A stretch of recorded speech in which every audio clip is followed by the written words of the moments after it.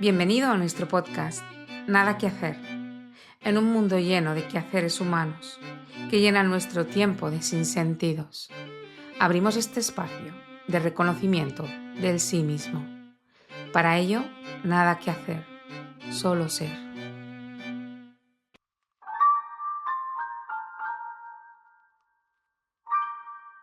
Queridos oyentes, bienvenidos al podcast Nada que hacer.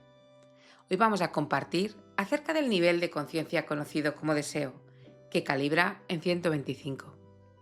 En este nivel se siente claramente que hay más energía que en los niveles anteriores. El deseo, que podemos llamar normal, es un querer que tiende a evolucionar hasta que las necesidades se cumplen. El deseo por sí mismo no tiene por qué ser condenado, ya que es socialmente útil, siempre que sea canalizado en actividades beneficiosas como pueden ser la educación y la salud. Sin embargo, el deseo es un querer impulsivo muy poderoso que puede derivar en la obsesión y la compulsión de la ansiedad. Cuando se convierte en algo excesivo, se le llama codicia, como por ejemplo la avaricia, que es condenada principalmente porque sin motivación se percibe egoísta y por tanto como una explotación de los demás. El deseo motiva vastas áreas de la actividad humana, incluyendo la economía. Las empresas y su publicidad manipulan los deseos de la gente para programarla con necesidades vinculadas a los impulsos instintivos. El deseo motiva a la gente a dedicar grandes esfuerzos y derroches de energía para alcanzar metas o conseguir recompensas. El deseo por el dinero, el prestigio o el poder dirige las vidas de muchos de aquellos que ya se han elevado por encima del miedo como motivación predominante de la vida. El deseo es también el nivel de las adicciones, donde el deseo se convierte en un anhelo más importante que la vida misma. Las víctimas del deseo no suelen ser conscientes de las bases de sus motivos.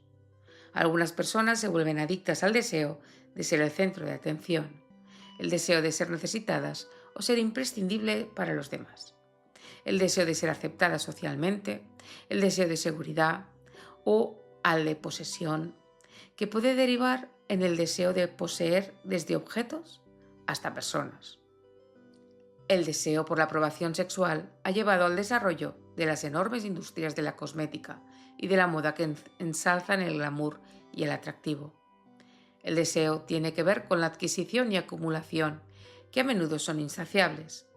Debido a que se trata de un campo de energía constante, la satisfacción de un deseo simplemente se reemplaza por el deseo insatisfecho de alguna otra cosa. Por ejemplo, los multimillonarios normalmente suelen permanecer obsesionados con adquirir más y más dinero. El deseo, al calibrar por debajo de 200, es también un impulso animal. Por lo tanto, también es de origen evolutivo y se remonta a las primeras formas de vida animal, que carecían de una fuente interna de energía y por lo tanto ésta tenía que ser perseguida o adquirida. De modo que en su origen las necesidades y los deseos se vincularon con el miedo y la supervivencia. En el ser humano los deseos y las apetencias se elaboran en expresiones sociales y abstractas, con lo cual la importancia del objeto de deseo es de ese modo inflada y sobrevalorada por su simbolismo, mística o glamour. El placer de ser, lo que uno es bloqueado por el deseo, pues ese sentido de plenitud es ahora dependiente de la consecución del deseo.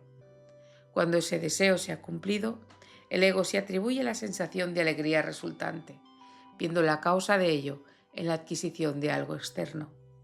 Sin embargo, se trata de una ilusión evidente, porque la verdadera fuente de placer, que es experimentar la alegría del ser, está bloqueada por el campo atractor del deseo. Y ahora la fuente de placer es un mecanismo cerebral de satisfacción interna, que se activa mediante la adquisición de algo que es deseado. En sus expresiones más benignas, el ego desea y necesita nutrición social y emocional, como las que provee la familia, la tribu o la manada. En sus manifestaciones extremas, el ansia continua puede ser debida a un fallo en dicho mecanismo cerebral de satisfacción interna, a causa del cual nada parece ser suficiente, y entonces la adquisición se convierte en un estilo de vida sin fin. Lo deseado es una ramificación del impulso animal original de hambre-sed, que puede ser un patrón de comportamiento autopromovido de frustración crónica. Esto puede dar lugar a la búsqueda compulsiva o incluso a recurrir a conductas de alto riesgo. El problema básico de este nivel de conciencia es que la sensación interna de carencia produce insatisfacción crónica, la sensación de estar incompleto, con lo que la búsqueda de plenitud se convierte en constante. El problema del deseo está vinculado a que el ego es proclive a proyectar que los objetos percibidos, las personas o las cualidades relacionadas con él son especiales. Por tanto, a la persona, al atributo o a la posesión deseados se les infla, se les envuelve de romanticismo y se les hace atractivos mediante atributos mágicos exagerados. De esta manera el ego se enamora de sus propias proyecciones. Este proceso está facilitado por la energía del glamour, que da a la persona o a la cualidad deseados un encanto mágico y una atracción seductora, que tal como la mayoría de la gente acaba descubriendo con tristeza, son ilusorios. Luego, cuando la promesa mágica ilusoria se disuelve en la realidad, se produce un sentimiento de amargura, pérdida y duelo. La sensación de carencia interna y el impulso para compensarla mediante cosas externas conduce en su expresión social a la compulsión y el deseo por los símbolos de importancia, prestigio, rango, hacerse notar y la popularidad, entre otros. Estos impulsos conducen a la rivalidad, a la búsqueda de estatus, a trepar por la escala social y un sinfín de deseos de poseer, por lo cual el dinero se convierte en un fin en sí mismo. El deseo de ser alguien se contextualiza como deseo de ser especial o implica superioridad, que hace atractiva cualquier cosa así simbolizada. La satisfacción repetitiva del ciclo deseo-saciedad lleva a la persona a habituarse, lo que en personas vulnerables puede ir en aumento y dar paso a la compulsión y la adicción. La compulsión del deseo calibra al mismo nivel que los impulsos instintivos, e incluso es posible que se le dé prioridad sobre los instintos de supervivencia normales. Entonces, cuando satisfacer el anhelo compulsivo se vuelve dominante, la inhibición del deseo mediante la razón se vuelve inútil e inoperante, como se ve, por ejemplo, en la búsqueda de aventuras peligrosas de alto riesgo, que tienen un historial de altas tasas de calamidades y mortalidad, como puede ser conducir vehículos de potencias absurdas a alta velocidad, tirarse de puentes sujetados solo con una cuerda, bucear o grandes profundidades sin oxígeno para batir un récord, escalar las 7 montañas más altas del mundo, etcétera, etcétera. Las adicciones pasan por alto la racionalidad y el instinto de supervivencia, a pesar de sus severas consecuencias.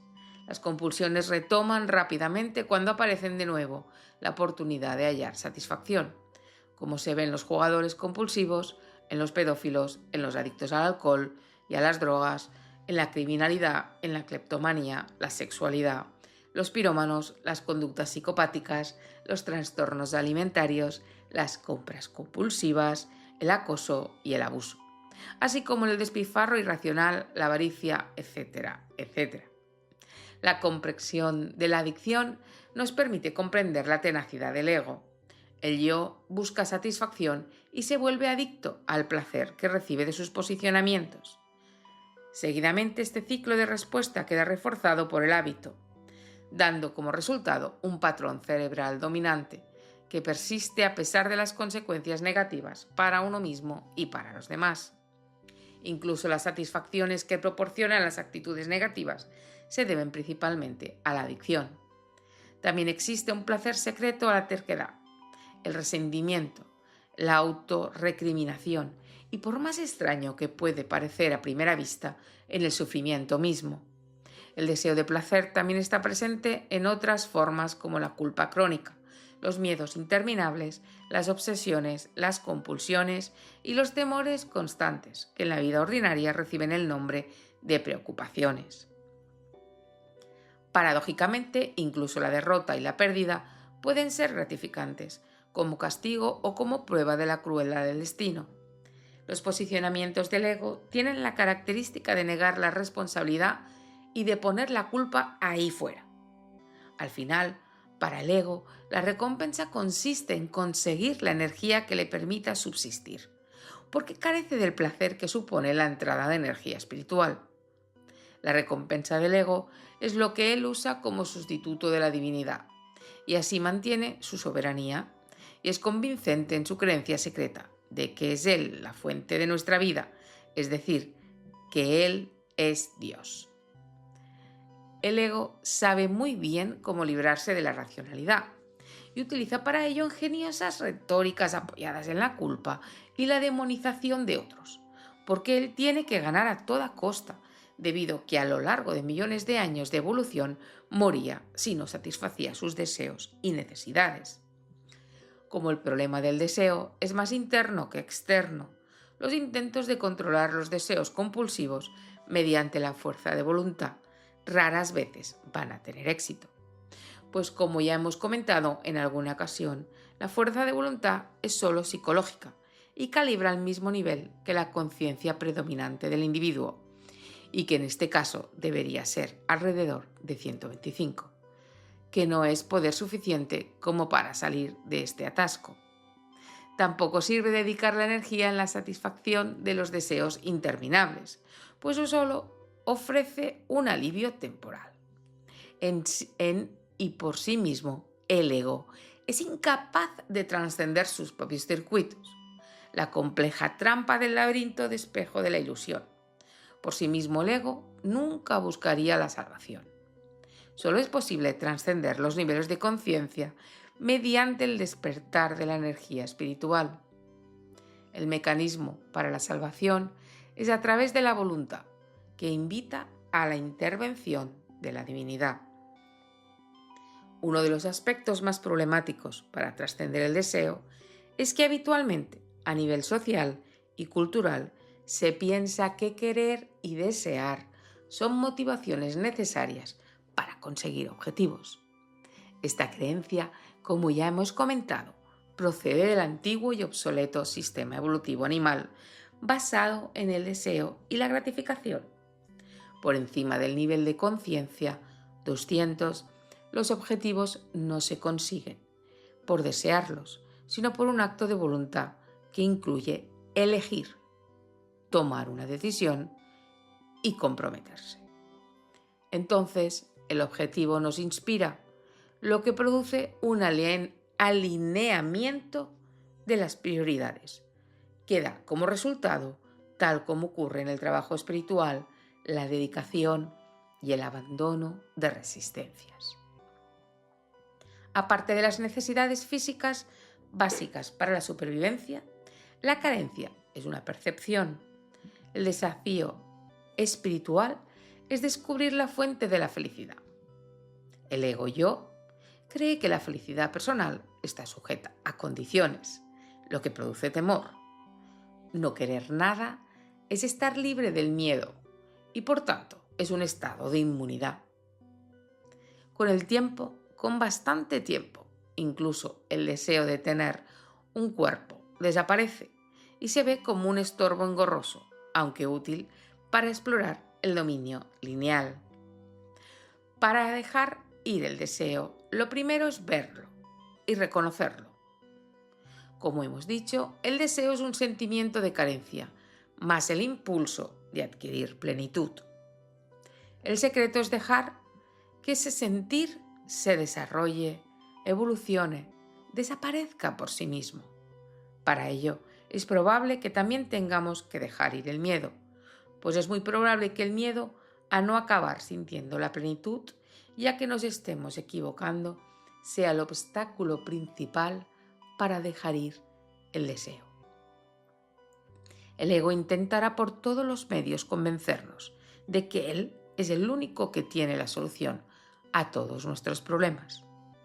Por ejemplo, si cuando sentimos hambre permitimos que ese sentir se desarrolle y evolucione hasta desaparecer, la complexión que sentiremos después será más placentera y plena que si hubiésemos ingerido comida.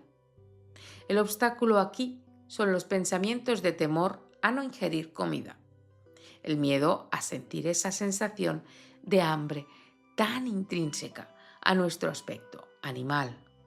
Sin embargo, trascender esa sensación es uno de los logros más importantes en el campo espiritual. El proceso de dejar atrás las limitaciones y restricciones atraviesa los clásicos pasos de tener, al hacer y al ser. La realización del propio potencial espiritual elimina todos los deseos y necesidades, porque se comprueba que la fuente de la felicidad reside en el interior, donde siempre ha estado.